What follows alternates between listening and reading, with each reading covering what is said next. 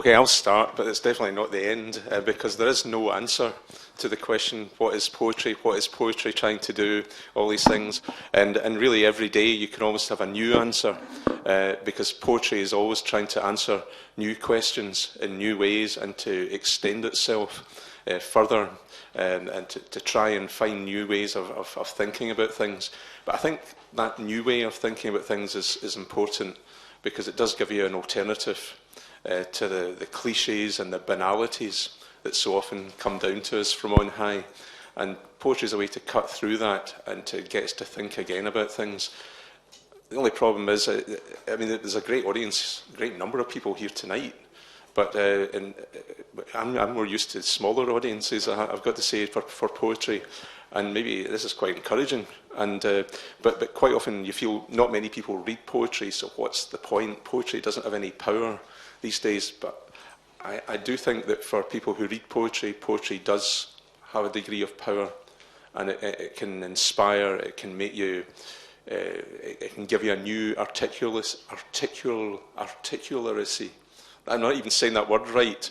It can help you articulate things that you couldn't otherwise articulate, and gives you a way of thinking and of being. So I'm going to hand over now. So I've kicked that off. Who wants to speak next?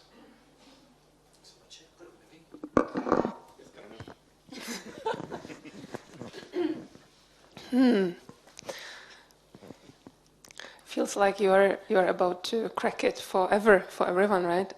That's definitely not going to happen. But I would like to say, maybe nowadays, that the role of poetry is like very important, because it can provoke sensitivity.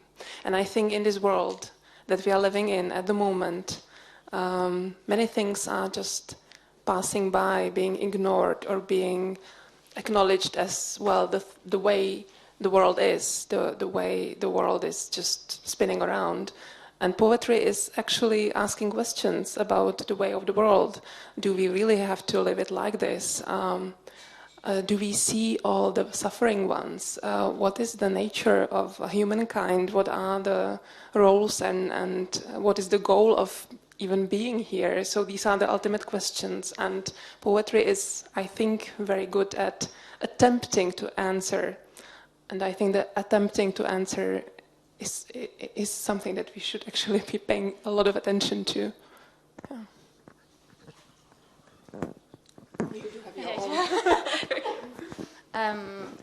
I agree with that. I think my thoughts about this question are very similar.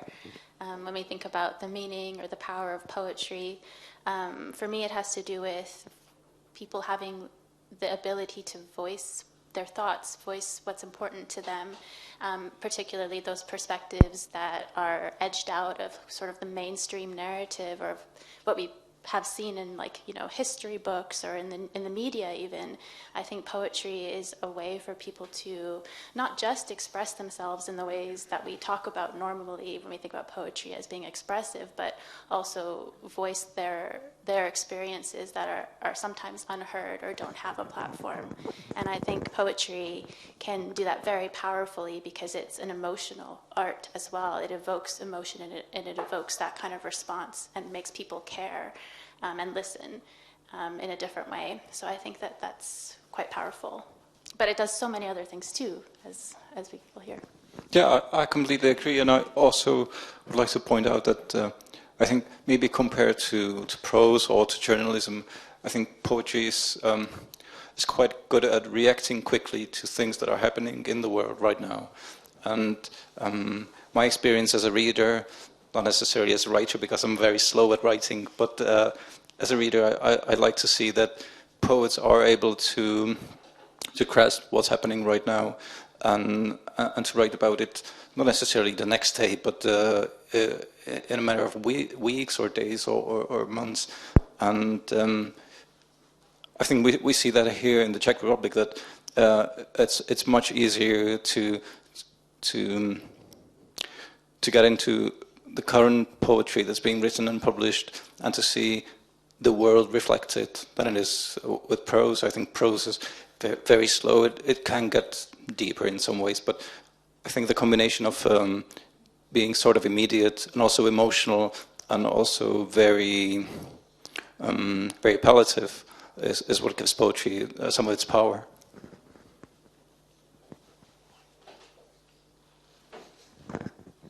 Well, I wouldn't say anything new. I just think that poetry is a unique way of relating to the world and expressing thoughts and ideas and feelings about the world uniquely by exploring possibilities of language which otherwise cannot be explored or not similarly.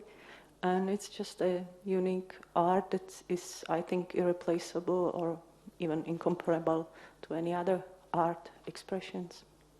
Maybe we can feel that poetry is somehow dying or only surviving, but I don't think so. I'm convinced that it will survive.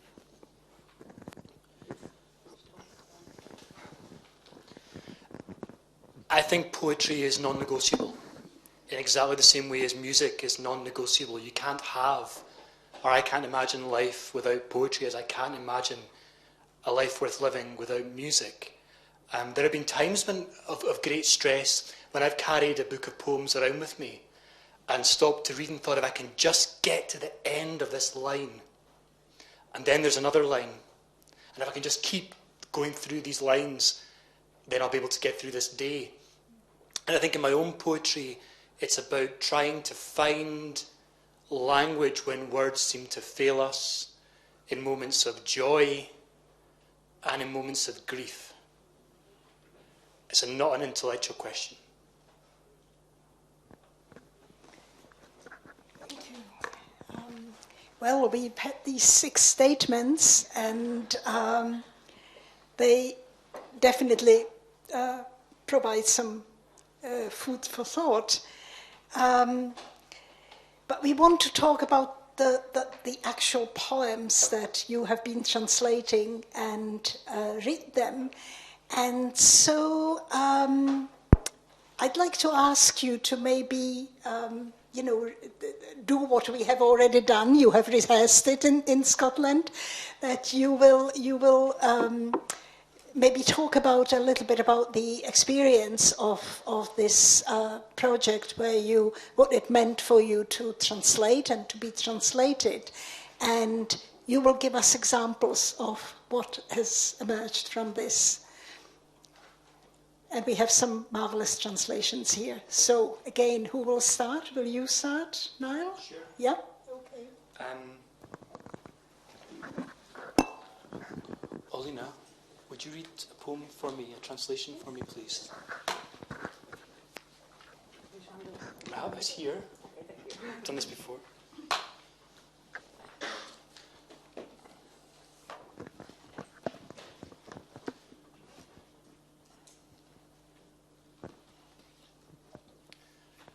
I think I'll just start by reading a poem.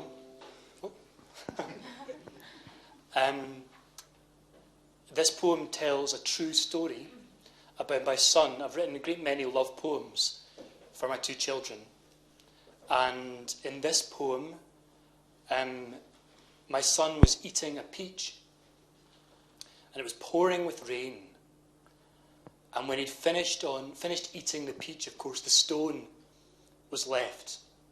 And he insisted, and the rain in Scotland is something to see, but he insisted on going out into the garden and planting the stone under the earth, expecting that in hours, days, a tree would grow, a peach tree in West Scotland. Not likely. So, can I stand? Is that okay? Yeah. And this has been very beautifully translated into Czech by Olga, who will read after me. Kurne pečike.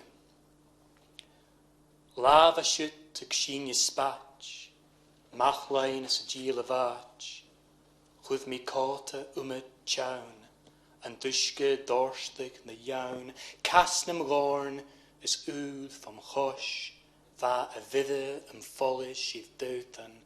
Thutel nad live. Gremichu mes cholan saiv. Nachtigas and doig show. Chief na fuach sa glaschiol ach an torrig I gabich von grain vlai wie an chidig is the glach gahan grain odd ule for veen grachking. Bedoel goed gefasig kruv, traum le petjak in die tuv, nem fjauntak, na drischgalje, aars de naatje na droinje. Is gembonje mit gach mes, a jiche mit naar tolliges. Chill je tu de naatje guth, schien je glach, is jach van uth, een doel gem feich gu en kroon, a fas, wat chairan, ach, ga me hoelen orst heen, glach net chrie gachen green, ne stresse, ne klach, njo kro, a fas, van talu show. So now you will hear how Niall's son is somehow transferred to the costume of a woman. I'm sorry that I done this. Sázení broskve. Toho dne jsme si ještě vzali rýč do toho deště. Do kabátu jsem tě zabalil, když se proud z hora vyvalil. Nohy snad stopené v bahně, však čela, no dívej se na ně. Násada sevřená v dlaních, ale tváře to radost je na nich. Ovocný poklad si sevřela, co naše zem zrodit nechtěla. Šedých mlh zem a chladná tak, teplo a paprsky, samý mrak.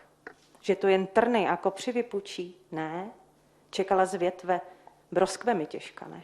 Náš strom, že bez práce potlačí a přeroste, všechno to bodláčí. Že trhat si ovoce budem a slastí šťáv těšit se blahem. Že teplo těch překrásných broskví se nad trním pro nás dva zaskví. Stále se vracíš na dané místo, kam vsadil jsem kámen všech jistot. A strom vrostlý vzhůru až do nebe toužíš rozplodit ze sebe. Já zdvihám však oči jen k tobě. Ty všechno to slunce máš v sobě. To jádro, co prorazí kámen a vyroste vzhůru, my máme.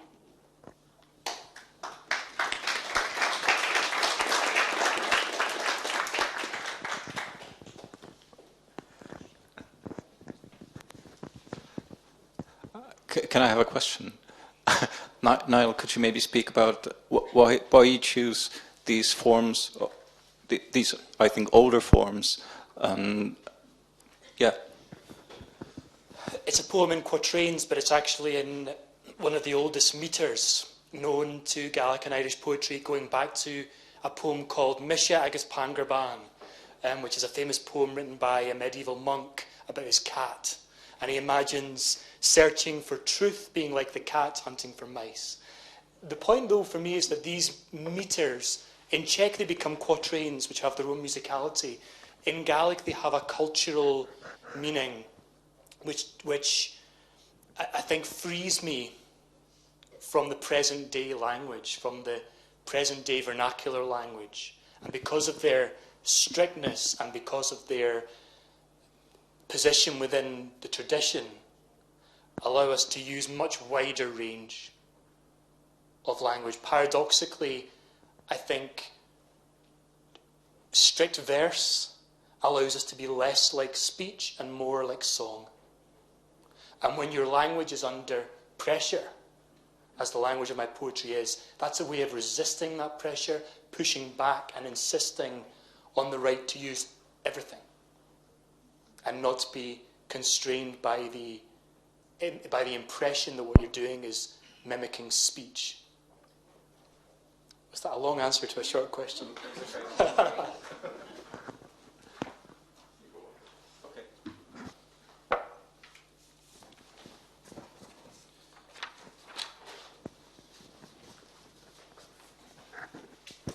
Alicia, do you have the translation of courting? Námluvy. Pečuji o svůj příbytek, buď můj. Vodím vybrané návštěvy po předem připravených trasách řeči. Každá místnost má svou vůni, světlo, jméno. Je zde velmi čisto. Buď kýmkoliv, promítej se do ploch. Z ukrytých reproduktorů zní zvuk cikát. Samci rozehrávají podbřišky, všechno přehluší.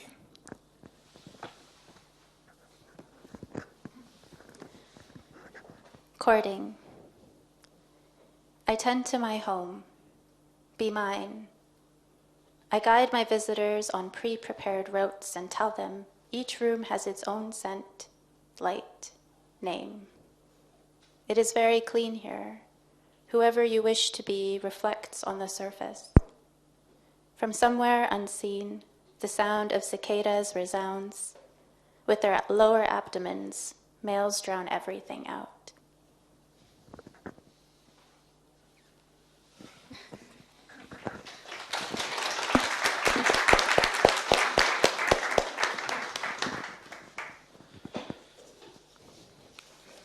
Right.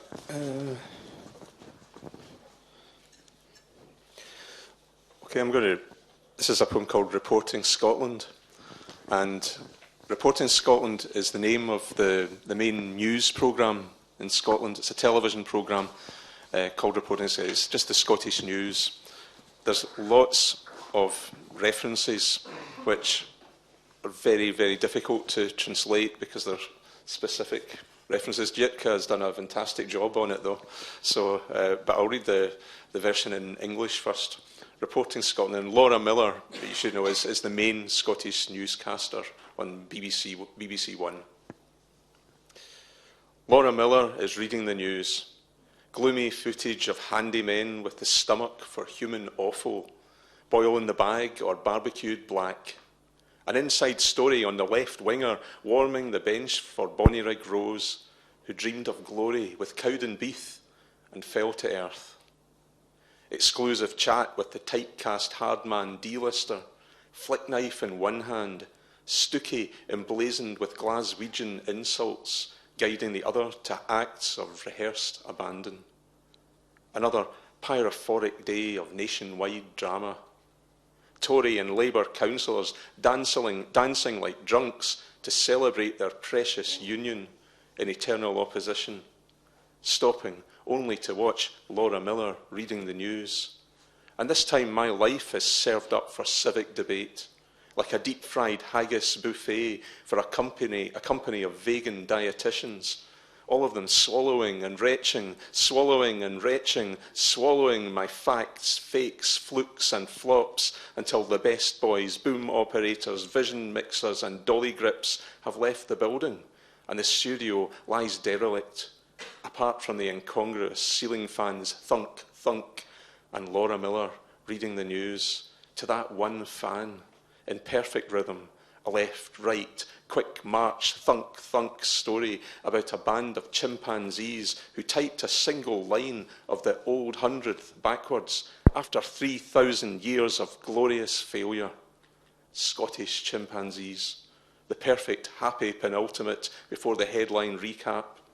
Positive notes to inspire a song, perhaps even a national anthem, cordially agreed on, if only for seconds of heel-kicking bliss on Bannockburn, then departure with the weather forecast of comedy and horror. It's a tuned choir of onlookers left to mull the moment, to lull the blues, to serenade each simmering tomorrow when Laura Miller is reading the news.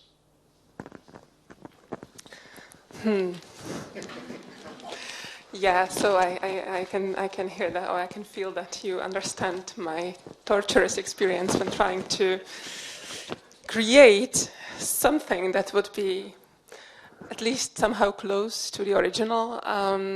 If there are any soccer fans in the audience, I'm really sorry for my struggles. I've spent a lot of time Googling and Googling further, because Google is not obviously enough, so you are going into chat rooms and you are somehow trying to figure out, and you are asking some dumb questions to the author who is kindly responding. That's the process, by the way. So I cannot imagine doing this with poetry that would be written by an author I have no contact with and no possibility to contact.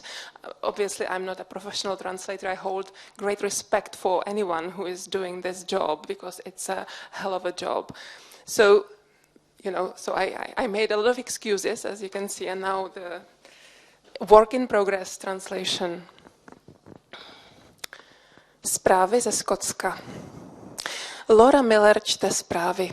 Chmurná stopáž o kutilech, kteří mají žaludek na lidské vnitřnosti vařené v sáčku nebo s černou omáčkou. Máme tu reportáž z první ruky o levém křídle, co zahřívá lavičku za Bonnery Groves. Vysnil si slávu s klubem Cowdenbeath a těžce narazil. Exkluzivní pokec s klasickým déčkovým tvrďákem, vystřelovák v jedné ruce, sádra nazdobená výběrem glasgowských nadávek táhne druhou ruku k činům nacvičené nenucenosti. Další samovzněcující den celonárodního dramatu. Zástupci Toryů a lejbristů tančí opilý taneček na oslavě svého vzácného sjednocení ve věčné opozici. Dají si pohov jedině, když Laura Miller čte zprávy. A tentokrát je to můj život servírovaný k občanské debatě jako bufet s fritovaným haggisem pro společnost veganských dietologů. A tak všichni polikají a dáví, polikají a dáví, polikají mé pravdy, podfuky, pecky i propadáky, dokud asáci, zvukaři, míchači a gripáci neopustí budovu a studio nezůstane mrtvé, až na nepatřičný stropní větrák vžhum, vžhum a Lauru Miller, která čte zprávy právě tomu větráku v dokonalém rytmu. Levá, pravá, pochodová, vžhum, vžhum story o skupině šimpanzů, která napsala verš z chvalospěvu Old 100 pospátku. Po 3000 let velkolepého neúspěchu skotští šimpanzi perfektní, šťastně předposlední před shrnutím hlavních zpráv v přívětivém tónu, který inspiruje píseň, možná dokonce národní hymnu, na které se srdečně shodneme, i kdyby to bylo jen na vteřinu blaženého vyhnívání na bojišti u Bannockburnu. A pak už závěr s předpovědí počasí z oboru komedie a hororu, její sespívaný sbor náhodných diváků, kteří tu zbyli, aby se produmali chvílí, aby se blůzově zasnili, aby balkónově vyspívali každý bublající zítřek, když Laura Miller čte zprávy.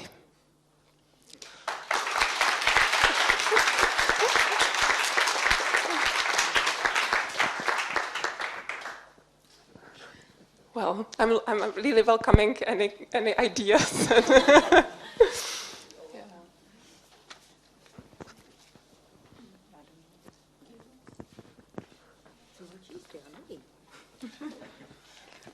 Maybe in the meantime, while you're searching through it, I think we should speak of the beautiful experience of spending hours together online, even though online still.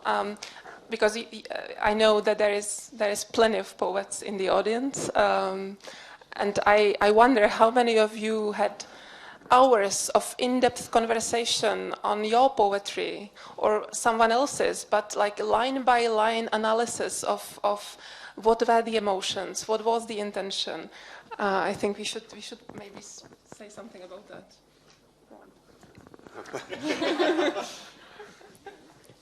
Yeah. I mean, it's difficult because sometimes when you write a poem, you do it quite intuitively. You don't think always of exactly what you're trying to do. And this kind of forces you to actually think about what you've done. But it's also interesting to quiz the Czech poets and what they were trying to do as well, partly just out of interest, but partly because it did kind of open up these poems which were coming from a different language, a different cultural context and so on, and it enabled us to gain a better understanding of what they were trying to do. And they were always trying to do something interesting. So it was interesting to find that out for us too. Anyone else want to say anything about that? Or you? Yeah? No, I thought that was good.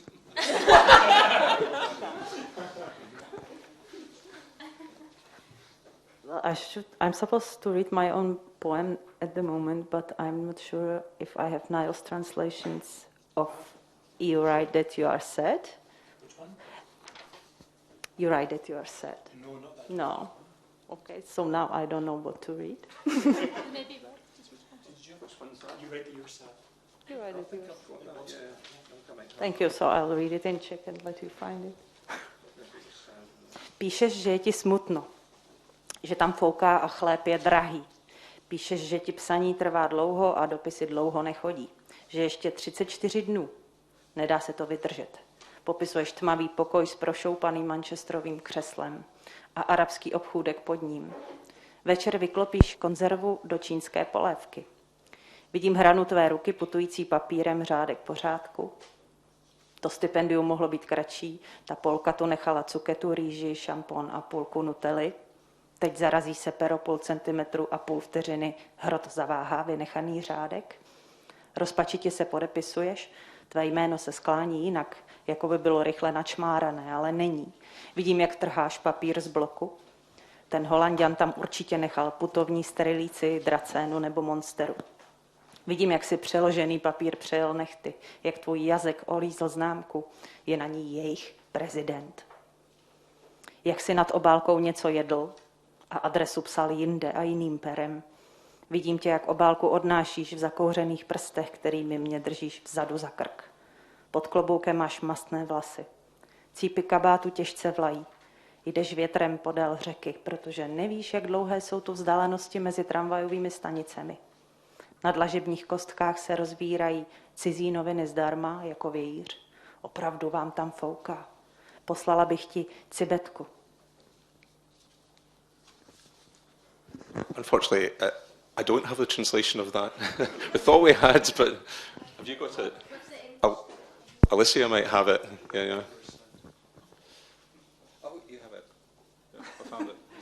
I think it's not that important. You can read another one. Oh, I do have it now. It's on a phone. I don't know why I don't have it in my list here. It should be in there, maybe. I'm trying to find it. No. It's okay. I'll use the phone. Okay. It's all right. I'll try it. Okay. You're right. Wait a minute. Thank you. You're right that you're sad. It's windy and bread is expensive. You're right, it takes forever to write. Letters take aeons to arrive. 34 days, it's all too much. You describe a dark room, a grubby corduroy chair, an Arabic shop below. You dunk a can in Chinese soup each evening. I see your fingertip travelling down the paper, line by line. The scholarship needed just a little concision. The Polish girl left courgettes, rice, shampoo, and half a jar of Nutella. Now the pen stops for half a centimetre. The tip hesitates for half a second. Omitted line you're embarrassed to sign. Your name slopes oddly, as if quickly scrawled, but it wasn't. I see you tearing paper from the pad. The Dutchman must have left in transit. Strelitzia, Dracena or Monstera. I can see how you ran your fingernails over the folded paper, how your tongue licked the stamp bearing the president's face, how you ate something over the envelope and wrote the address elsewhere and with a different pen. I see you carry the envelope with smoky fingers, those which gripped the back of my neck. Your hair is greasy under your hat. The hems of your coat flutter wearily. You walk with the wind along the riverside because you haven't measured distances between the tram stations. Free foreign newspapers wave like fans from cobblestones. It's really windy out there. I'll send you a civet.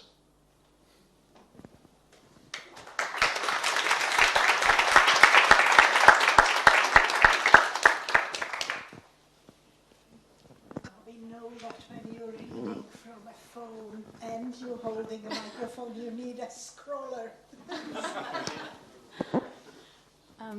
Andre, which of my translations do you have? So we don't have to. I'll read whichever one is on hand.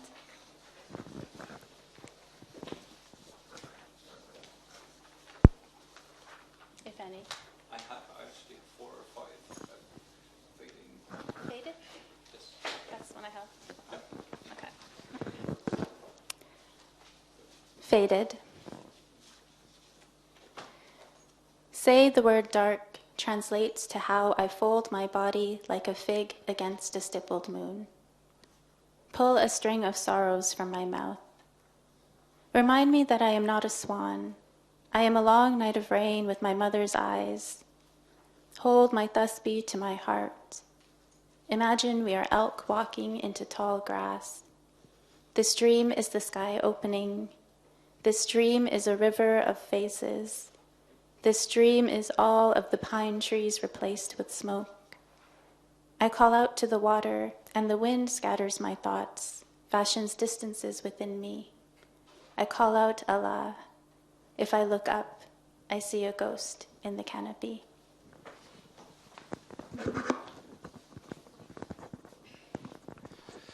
Uvadání. Řekněme, že slovo tmavá se promítá do způsobu, kterým ohýbám tělo. Jako fíkovník stupovaný měsícem na pozadí. Z úst mi vytáhni vlákno nářků. Připomeň mi, že nejsem labuť. Jsem dlouhá, deštivá noc s matčinýma očima. Přilož mi k srdci můj taspich. Představuj si, že jsme jeleni procházející vysokou travou. Tenhle sen je rozevíráním nebe. Tenhle sen je řekou obličejů. Tenhle sen jsou všechny borovice, které nahradil dým. Volám směrem k vodě a vítr mi rozfoukává myšlenky, dovádí mě k odcizení. Volám Allah, když se podívám vzhůru, ve větvoví vidím přízrak.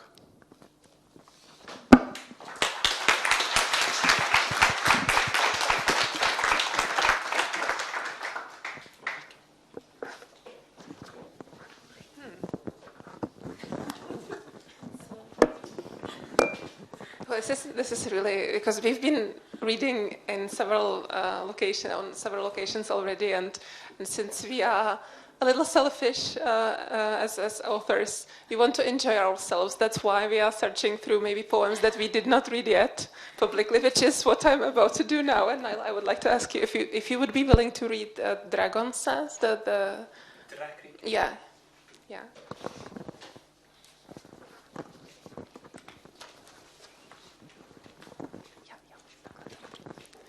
Drak říká: Drak sedí na hromadě kostí, je listopad ani jasmín nezavoní. Kouzelný koni, jsem sytý princezen, závoje a karmínové rty, výkřiky a nekrology. Dej mi rytíře, chci se válet v příčně pruhovaných svalech. Drak říká: jsem tu pořád sám, co přivedeš, to sežeru. Přiveď oči, které vidí budoucnost.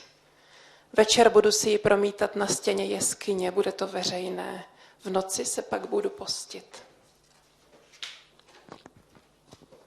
Drak vaří oheň v 7 hlavách. Oči půjčil kouzelnému koni, rytíři i divákovi. Drak říká: vidíš příběh? Uhádni, jak skončí.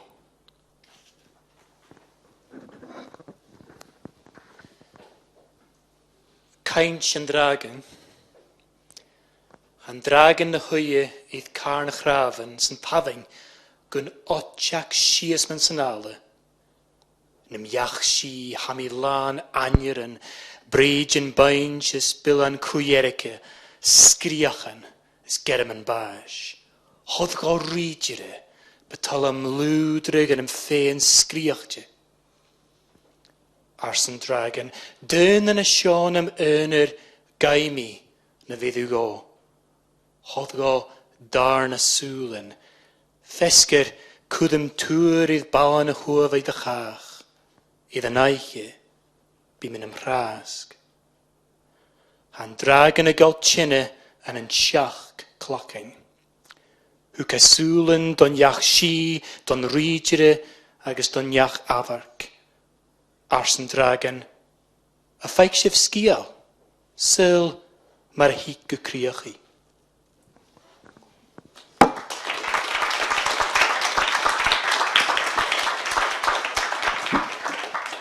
I suspected the poem would be better in Gaelic than it is.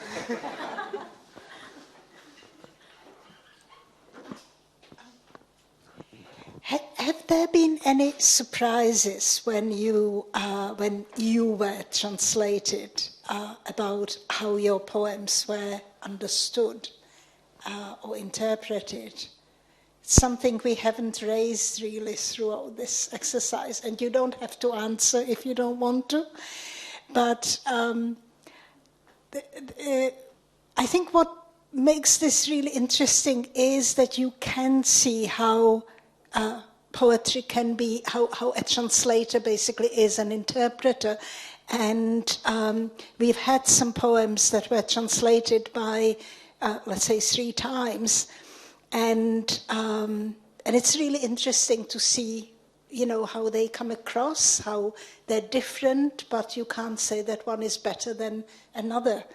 And I'm thinking about my favorite, hyenas. Are we going to hear hyenas? Yes. Yes. This is. I think it's the political, you know, the kind of the times that we live in, the political atmosphere, the horror of it that makes me feel that this poem really speaks. When did you write it? You wrote it quite a while ago, and it's so applicable to, you know, what we're living through now. Yeah. No, it wasn't that long ago. It must have been 2020. 2020, I think, it was written. So it's fairly recent. It was, you know, Boris Johnson was Prime Minister at the time. So, yeah, it was probably written in that context, and of Brexit and all the really bad things that were happening. I was trying to think. I just can't quite remember. It might have been written 2019, because I think that COVID didn't exist at that time. I think it was before COVID, but maybe it was just into 2020. I can't really remember. You're going to have to read it now because everyone's on pins. Okay. Yeah, no, it's okay. I'll have to find it. Here it is. Okay, I'll read this one quick, because it goes on a bit. No, Here. you. Okay, I'm getting told off. This I'm one told is off. worth Okay. enjoying. Okay, okay, here we go. Hyenas. You went after hyenas, believing hyenas were after you and everything you believed. And hyenas were everywhere, feigning lack of interest in political dogma beyond the boilerplate, beyond awkward compromise. They turned up wearing masks, fancy dress, blending in with our furniture and wallpaper. Porcelain pink hyenas topped with coin slots. Cuddly hyenas channeling inner squeaks. Hyena Barbies. Hyena Kens. Action hyenas taking aim. They have you in their sights. Hyenas free inside, with cereal packets unopened from the 80s. Digital hyenas ripped into space. Hyenas mentioned in passing. Hyenas mentioned in poems. Pet hyenas have shaken off their collars. Carnophobic hyenas, magic realist hyenas, Hyena Potter imprisoned in Azerbaijan, hobbit hyenas, comedy hyenas who cross the line, hyenas falsely accused of fascism who just enjoy the country life, dead hyenas with appetites directed at themselves, hyenas who say hi, hyenas who say hiya, hyenas who high-five, people who high-five-ina, cartoon hyenas, hyenas typically online, untypical hyenas who become topical, hyena influencers, hyena messiahs, hyena priests in the order of Melchizedek, hyenas with personal hygiene issues, hyenas in safe spaces with dead lions pretending, hyenas for hanging other hyenas, compromised undertaker hyenas, hyena XL5, hyena 2.0, hyena bombs dropped by presidential order, J. Hyena Prynne, Hyena Doolittle, the Oxford hyena of poetry, woke hyenas as sleeper agents for a post-liberal consensus, old white crusty hyenas toasting red-hot poppycock, assorted hyenas otherwise overlooked, vegan hyenas in denial, hyenas fashioned in God's image, long service certificate hyenas with trigger warnings, hyenas sing the blues, red flag hyenas planting you as flagpole, dog whistling hyenas dressed as hyena whistling dogs. You can't tell a hyena from a hymen these days. Every hum ho-hums a hyena into life if you have enough imagination, while real hyenas, hyenas with teeth sharp as tongues, who strip flesh and quench the spirit, the real hyenas go about their silent business without reward or sanction, taunting the dead, evolving, always, and whether you notice them slouching towards the ivory towers or not, they will turn their eyes on you will think nothing of eating you alive.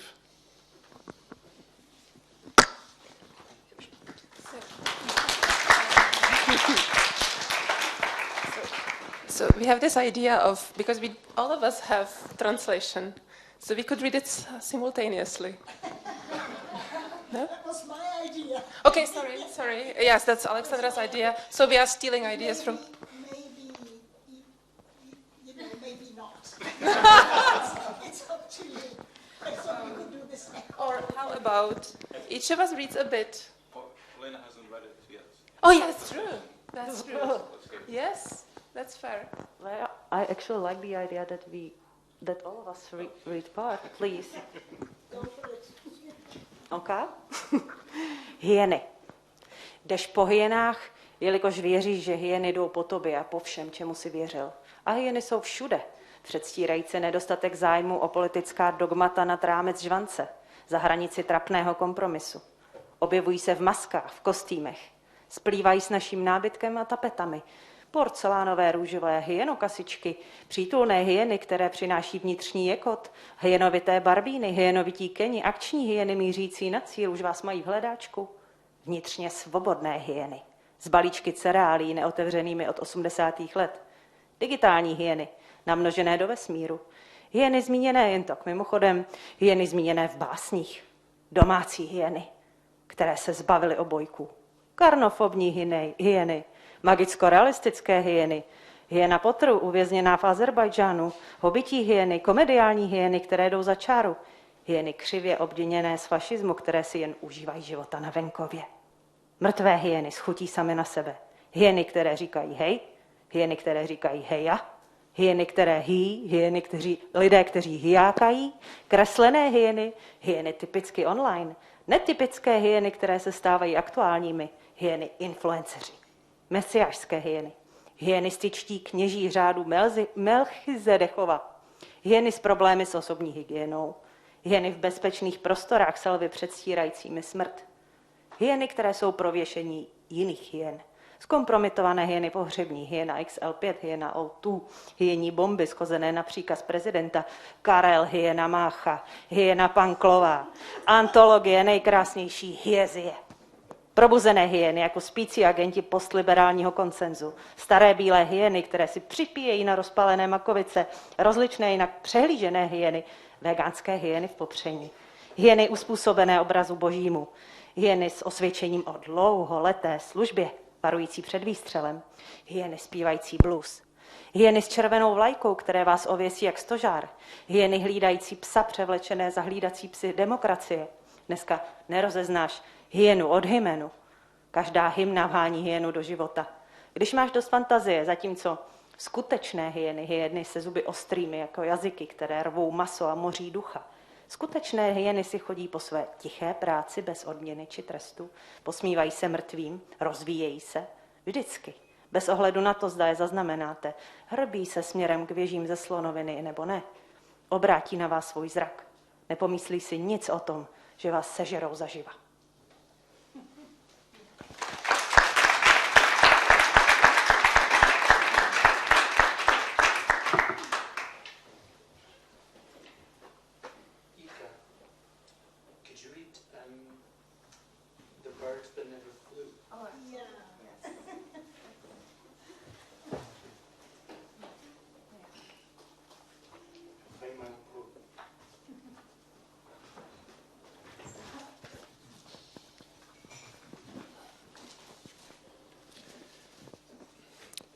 The patron saint of Glasgow is Saint Mungo.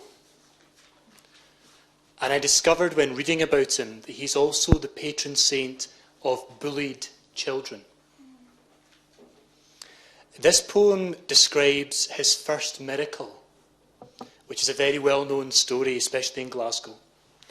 And in the poem, we hear the voice of St Mungo's teacher, who describes what happens when the boy is falsely accused by his classmates of having killed a robin, in the hope that he'll be punished.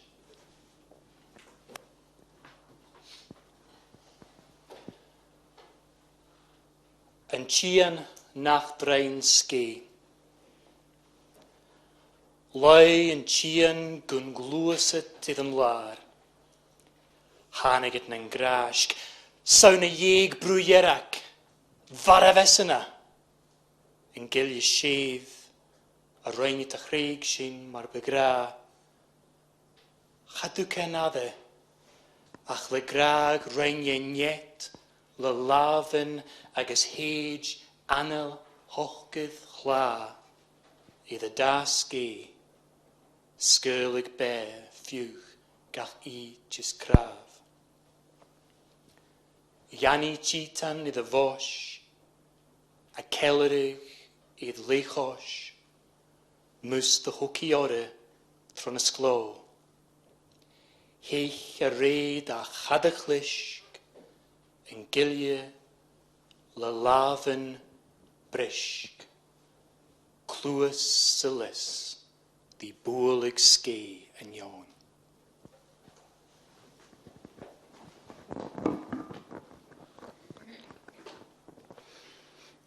Ptáček, který nikdy nevzlétl. Ptáček ležel nehybný na holé zemi. Byla jich tlupa. Červenka je mrtvá, to on ji zabil. Byla to zrada. Tichý chlapec opuštěný všemi. Nedbal jejich řečí. Hnízdo z dlaní ustlal. Něžný dech pak k tomu přidal. Horkým dechem budil její křídla. Život vracel pírku za pírkem I kůstkám. Na chviličku strnula mu v hrsti. Na jedné nožce zpívala mu, než se k oknu rozletěla stínem. Druzí utekli, jen hoch se zázračnými prsty nepodlehl strachu. V zahradě se těšil melodii křídel.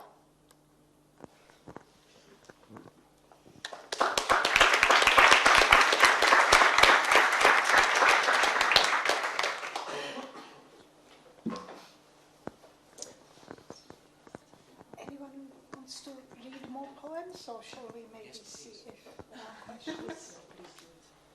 No, some of you. It's got the one that they check. I know some of you Okay, I'll check. more than others. Do you have this one? It's on time. I think so. Just check. Yeah. Všeho do času. Není to tak dlouho, kdy si mě lámala a dorážela, vlasy vyšisované sluncem. Teď trousím písek po domě, dráty drmolí o schůzce velmocí. Chtěl bych ti z horkých končetin stahovat drobné umělecké kusy a nic nevědět. Jenže i v proužcích neopálené kůže číhá zkáza. Zatímco vysílají o no-go zónách, se směle vydáváme po tělech. Se smíchem a provinilými vzpomínkami na titulky zpravodajských serverů. Výsostné vody se rozlévají do tvého klína. Když do sebe narážejí lodě a kontinenty, jsme v nejlepším. Chci tě krmit přezrálými jahodami a vést idiotské výlevy. Místo toho těkám a zbytky spořádá strach. Nebude trvat dlouho a tohle všechno podlehne. In its own time. It's not long since you wheedled and pressed me, your hair bleached by the sun. Now I'm smearing sand around the house. Wires jabber about a summit of superpowers. I'd like to extract small artworks from your scorched limbs and remain in the dark, but catastrophe lurks even in strips of untanned skin. While they broadcast no-go zones, we boldly go on a tour of our bodies, with laughter and guilty memories of news headlines on the web. Sovereign waters splash onto your lap. When ships and continents collide, we are at our best. I want to feed you overripe strawberries and lead idiotic outbursts. Instead, I drift, and fear consumes the scraps. It won't be long before everything has passed.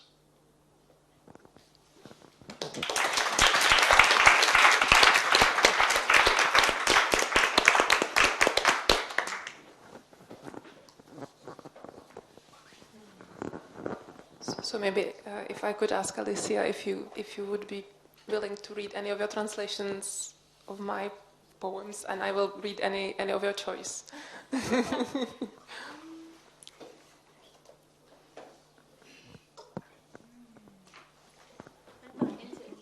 Okay.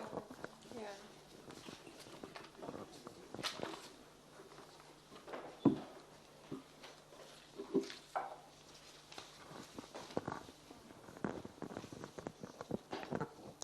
Do indiga.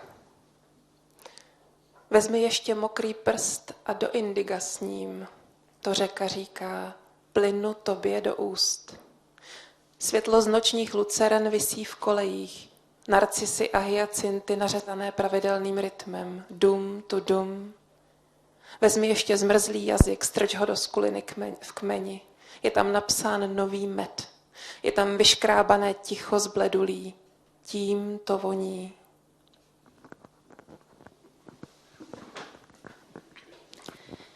Into indigo.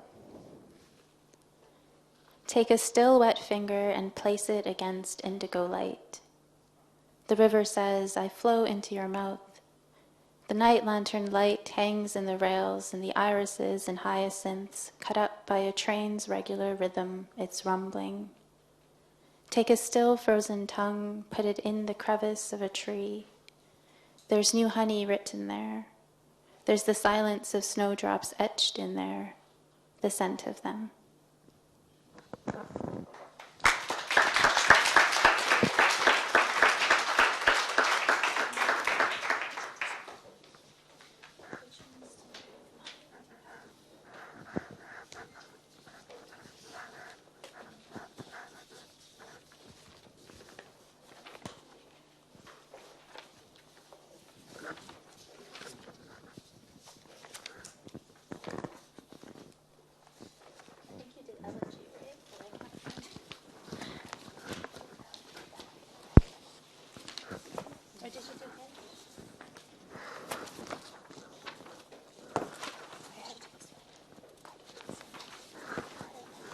This is what happens when you have 6 poems in 3 languages.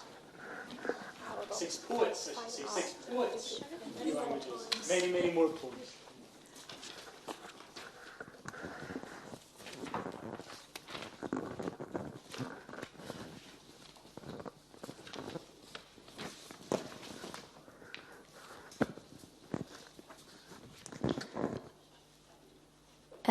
Before I read this poem, I'll just say that it borrows a line from a collection called States of the Body Produced by Love by the poet Nisha Ramaya. Fine art. I visit sites of historic knowledge. Trees layer their ecological light onto my human form. The forest is shaped like the inner part of a woman. Metaphor involving a body that moves like my own body is a way to disguise the expiration of my desire. The inner part is the eye that sees beyond the river, beyond the ebb of sexuality. Rivers are tangled in nomenclature.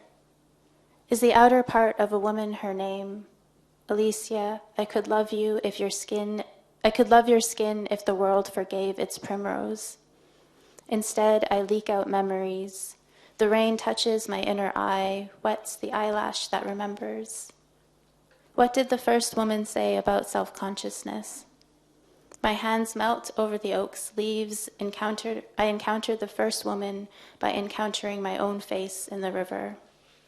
2 alike bodies, one drenched in inheritance. An assemblage of green silhouettes sinks onto the water. A philotaxy if I were to give the shape a name. I like it here at the water of Leith, where my reflection is fine art that quivers in the moderate wind, where my reflection is both the first woman and the descendant, where it all leaks out, all of this unwanted touching into a pool that once looked like me, but now releases my name.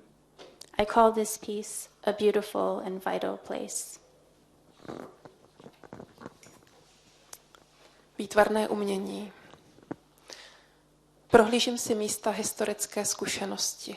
Stromy vrství své ekologické světlo na mou lidskou podobu.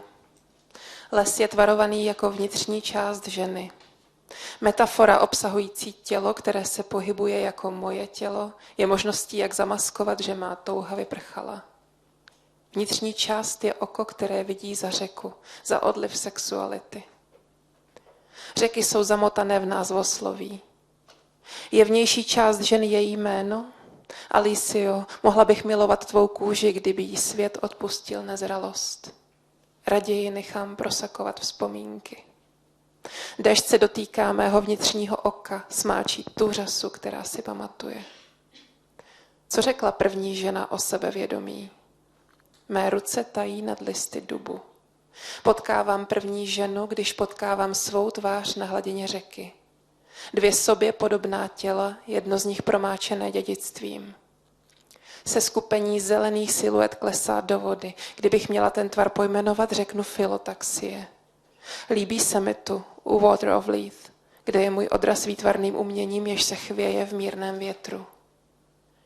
Kde je můj odraz zároveň první ženou i potomkem, kde všechno prosakuje ven, všechno to nechtěné dotýkání do jezírka, které kdysi vypadalo jako já, ale teď se vzdává mého jména. Nazvu toto dílo krásným a nepostradatelným místem.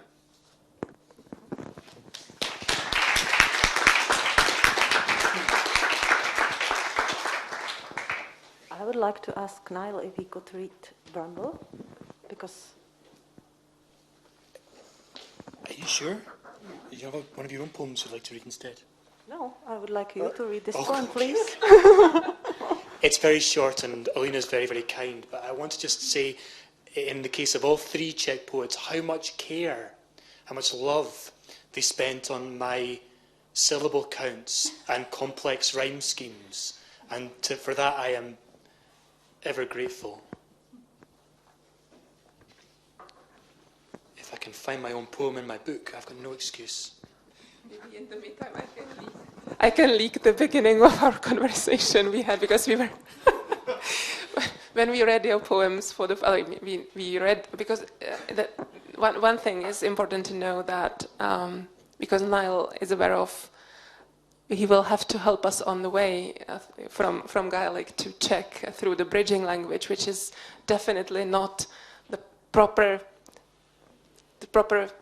let's say, likeness of the poem. It's again, like, you know that you are losing something, but he's been giving a lot of explanation and a lot of little notes on what is the intention and how we should be treating the poem. When we read through it for the first time and we were reading very carefully, we were like, this is going to be a lot of trouble to get it right. But I think that with this one we really had a lot of cooperation. We were helping one another on the way, and I think that in the end it's been a great adventure, and we kept enjoying it more and more the more we worked on it. So in the beginning it was a lot of stress, but in the end it's lovely. Just a poem about a fruit. I've written lots of poems about fruit. Crindris.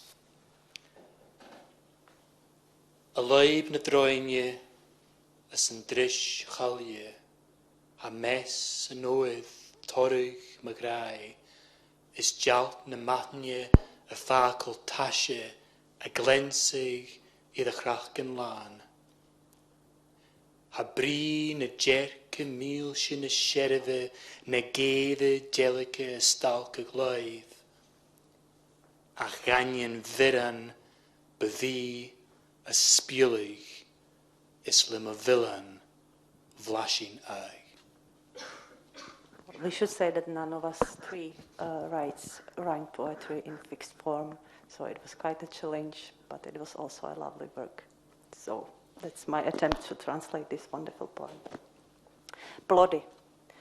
Vroští v trní, podzim plodí tu, co mám rád. Vlhkost rosy ranní prosvěcuje kůži na ní a sladká šťáva bobulí kyselejší je než trn, co ostře zabolí, když dlaň probodne. Však na trny nehledě, budu to já, kdo je utrhne. A na rtech vlastních prožije ovocné slasti.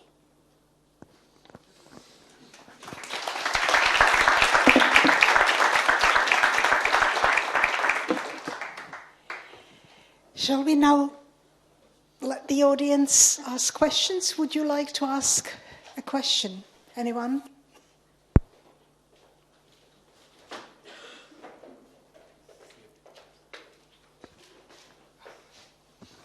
Yeah. We have a roving mic here. Yep. Over there. Yeah. So thank you all for your work. I just wanted to, because it's curious, translation to me feels like the same work as usually if you write a poem. So there's like this academic theoretician who wrote a book called The Long Schoolroom. It's about poetry. And he wrote that there's always an ideal poem in the poet's head. And then there's a sort of virtual poem. And then there's the real poem, and there's always like some form of failure between the two. And I feel like this is a question, indirect question, whether you feel like this is sort of true for you, because obviously like it's sort of like a negotiation between like the translation and the same sort of. I don't know if you get the question. Sorry. I don't believe that at all. I don't believe in the existence of a poem, of a Platonic ideal poem outside of language. I just don't believe it. The poem exists in language. It's built of sound. And until it's built of sound, it doesn't have any existence. And to me, when I'm writing, the poem is not translated. I know the metaphor or the way of the argument, or the way of thinking. It's not translated from some ideal predetermined, I know what I'm going to write. No, the poem builds itself with my help as one syllable is placed in front of another. And I think in translation, there's an English word I can't pronounce which begins with a C, but it means the other side of that coin. Is that for a translator, they do not need to translate what I tried to write, or what I wanted to write, or what I wish I had written. They should translate the thing I wrote.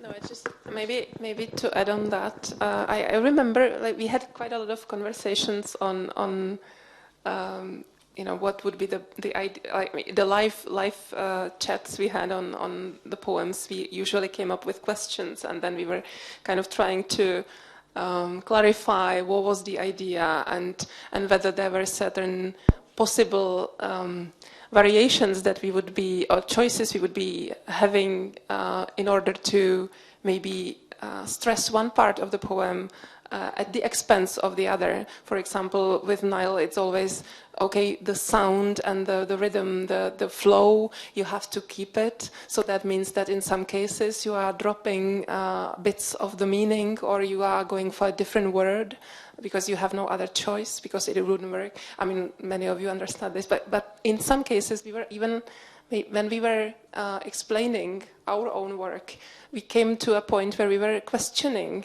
our own lines. Oh, maybe I should have written it the way he or she is suggesting. Maybe there is some work to be done on the original poem actually. So the ideal poem, if that is an existent thing, God knows, and only he or she knows, I think. Well, that is something that we are constantly trying to approach or get as closely as possible in contact with, and it keeps escaping. It's very slippery, and you keep on trying to catch it, I think. Maybe, Andrzej, I think you did have an observation on this, like the truth of your poem as it evolves through the conversation on it, right? Yeah, but it's quite embarrassing because, like you mentioned, you by reading the poem very closely with someone else who's trying to dissect it, you sometimes discover that you are a stupid author and there is some mistake. But what I wanted to add was that I think this process taught us that, or at least from my point of view, that translation, at least in our case, was also more recreation than trying to grasp the ideal form of the poem. And going into detail, I think there were words, phrases, lines where the author, when someone would ask a question, can I do this? Can I stress something else, or can I use this variant? I think sometimes we were quite collaborative in the sense that it could produce not necessarily a different meaning, but maybe a different feeling, and it was okay. In that sense, it was really recreation and collaboration. So maybe these are not translations, maybe they are new poems in some cases. Okay, thank you all for your translations and poems. I've just got a practical question. I can imagine the Czech poets translating from English, but what about the English-speaking poets translating from Czech? Like, how much Czech do you know, or how much help you received? Can you comment on that? Thank you. I will answer this because I've been thinking about that a lot, and the label of calling these again translations, at least the ones that I've done, and I really struggle with calling them translations because I don't speak any Czech, and I was working with the rough English translations that were provided to me. So I don't. When I asked actually Alexandra to say that these were edited on the pages rather than translated by me, because for me this is my first experience kind of working in this way, and having my poems translated too. That was a new experience for me. So I'm still trying to figure out what term feels right, if it is kind of collaboration or recreation or transcreation or just editing or just like another voice of feedback of what words can be used. But I do struggle for myself personally with that word translation for what I'm doing, but I think I do appreciate the experience of having the conversations that we had and the kind of cultural exchange and the knowledge exchange that happened, and working through the sort of precise words or specific phrases or what meanings come across in these works together. But yeah, I think my process was really different as I was working not from Czech directly into my English translation. So yeah, I do grapple. I feel complicated about that, but I don't know if anybody else wants to.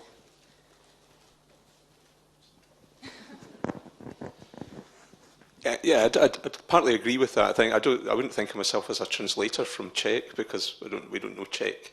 None of us do. So no, it's to do with these words. What we were trying to do is take Czech poems and then recreate them or produce them in some way where they made good English poems or good Gaelic poems. That's what we were trying to do. We're not really thinking in terms of whether it's translation or not. That didn't matter so much. We did have access to the Czech, and I suppose we did. What I would do is I would take the Czech lines and individual Czech words and look at dictionaries and look at Google Translate or whatever to see if we could get other ideas about what these words might mean and what resonance might be coming from them. But at the same time, we're not actually fluent or have any knowledge of Czech itself. The idea is just purely to recreate these poems, hopefully good poems in our own languages.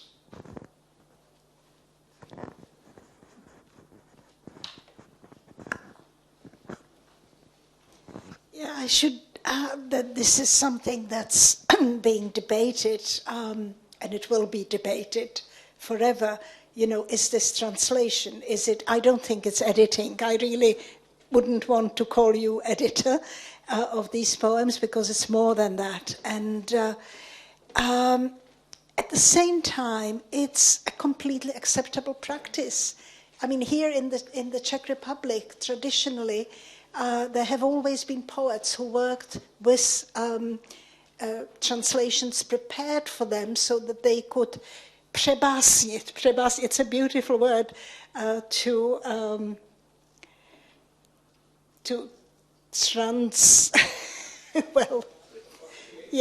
transcreate, poeticize or whatever. And this is how we actually have a wealth of poetry in translation that is historic or contemporary, and it also enriches the language into which the translation happens and so on. So somehow in the English-speaking world, this is it's sometimes considered as something you shouldn't do. You only, and especially by translators, they say nobody should say that they translate from a language they don't know. But it does. It has meaning. I think it is a meaningful activity, and it's very enriching. A big hand of applause and for the poets. And now.